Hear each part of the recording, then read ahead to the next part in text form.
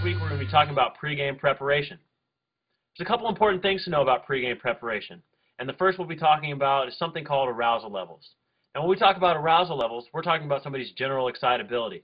Somebody who's jumping all over the gym is somebody who is very high on that arousal level. Somebody who's asleep, very low on that arousal level.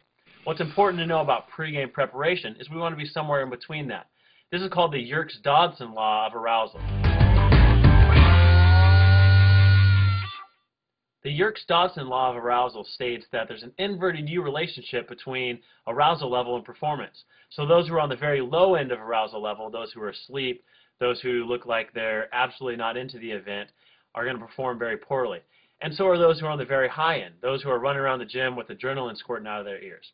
The ones who are going to perform the best are the ones who are at the very high point of that inverted U, or right in between the low and the high end of the arousal levels. So for peak performance, where we want to be in pregame preparation is right at the top of that peak, so right in the middle of that arousal levels.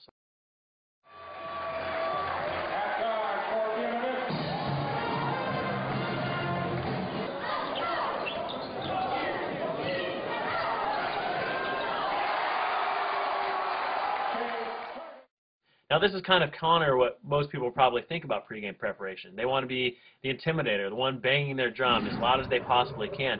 That's actually not the best way to go about performing at your peak. You want to be right in the middle where you're focused and able to perform the task at hand. So remember, we don't want to be too high on the arousal level and we don't want to be too low on the arousal level. We want to be right in between, focused for our pregame preparation. Now everybody's in between is going to be different, but make sure that you find your in between where you perform the best, not necessarily where you have the most energy or where you're the most relaxed. You want to be focused right in the middle of that curve.